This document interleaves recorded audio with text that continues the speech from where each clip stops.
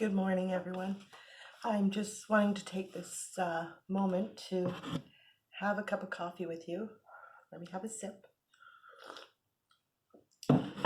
My heart is really to share with you words of encouragement during this time of isolation with the COVID-19.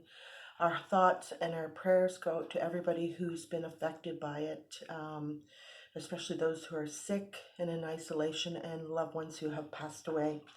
Um, I'll try not to tear up. I work for a wonderful organization called Christian Rises, and I've been blessed with my different roles and different responsibilities over the last 28 years and continue till I retire in 8 years. But you know me, I'll never retire. I'll volunteer or something. Don't worry. So recently, I was blessed to take part in a course that Christian Rises is offering called Emerging Leaders, and we're reading this wonderful book, and I'll just bring it up to you if you want to get a copy of it. And although it really focuses on what we do as a service provider for the people we support and as direct support professionals and PMs and area managers, we're all in this together. And that's the one thing that I love so greatly about Christian Horizons. So reading this book, thinking about COVID-19 and the impact that it's having on not only the people I support, being stuck at home with limited opportunity to go out in community, but our families, our friends, and how our mental well-being, our mental health is so important to stay on top of that while we're stuck at home. Stick to routine, get up, make your bed, disinfect your house, make a wonderful casserole for supper, which I did with leftover ham. But just thinking about, thinking about this whole thing and how I'm a person that goes and goes and goes. If you know me, I love to do.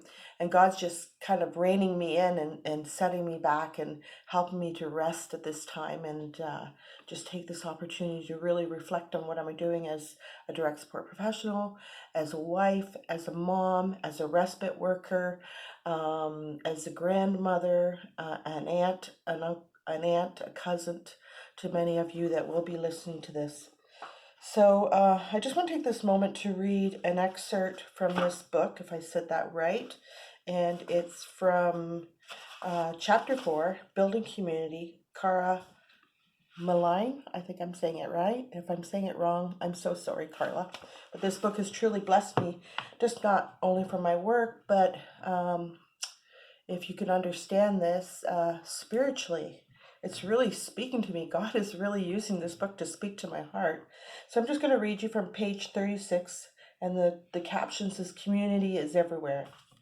So if we are going to define community, let's start by recognizing that community is right where you are. You cannot create it, but you can be aware of it and embrace it. Be aware of who is around you at all times. I find that as an industry, she says, but I'm saying as a person, we have overlooked the importance of home. I'm going to read that again. We have overlooked the importance of home, thinking that it doesn't count as community.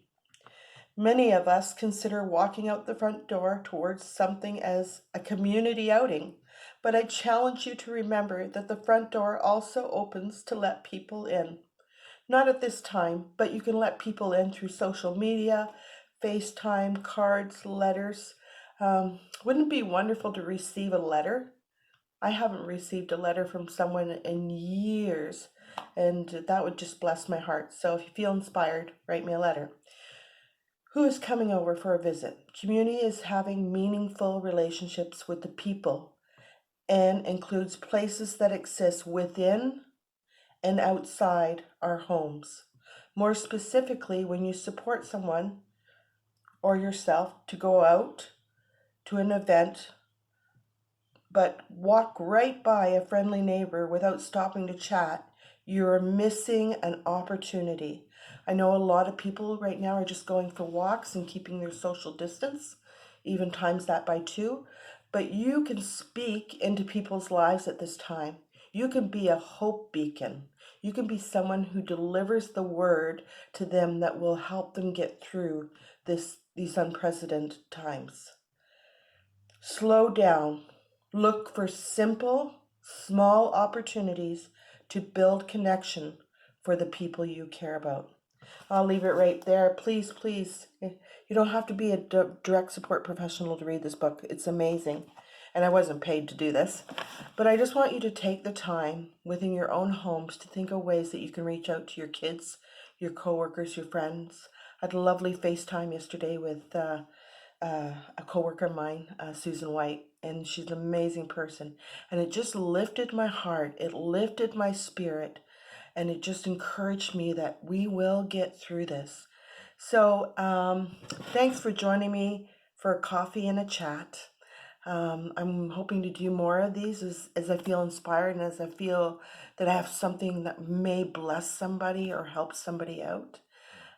It's not easy getting on a video and seeing yourself, but praise God, we all age like good wine.